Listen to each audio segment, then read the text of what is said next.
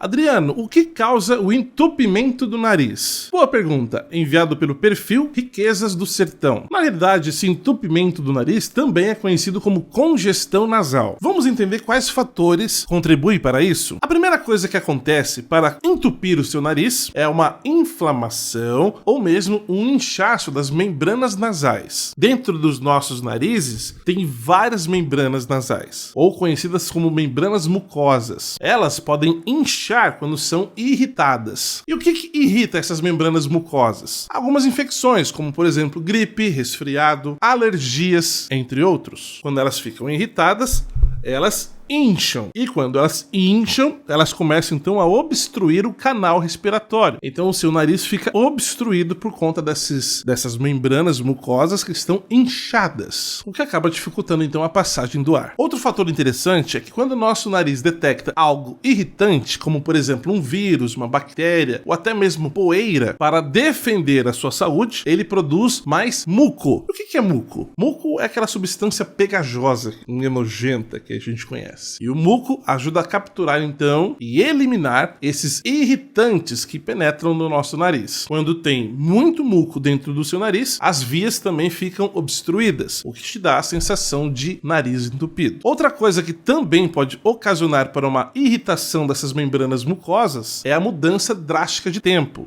principalmente se o tempo ficar muito seco. Isso pode irritar essas membranas. Quando elas irritam, elas incham. Quando elas incham, elas obstruem então a passagem de ar. Então seu nariz fica entupido. Algumas pessoas têm uma coisa chamada desvio de septo. Adriano, o que é septo? Septo é uma parede que você tem dentro do seu nariz que divide o seu nariz em dois, lado direito e lado esquerdo. Essa parede interna, isso é o septo. Na maioria das pessoas, esse septo, essa parede, ela é reta. Em algumas pessoas existe um desvio dessa parede, ou seja, ela está mais pendente para um lado do que para outro. É por isso que algumas pessoas geralmente têm apenas um dos dois narizes entupidos, o outro não fica entupido. O outro está livre, leve, solto, limpinho, enquanto do outro lado está entupido. Isso já aconteceu com você? Se já, é porque houve um desvio de septo, que é essa parte aqui, ó. Interessante, hein?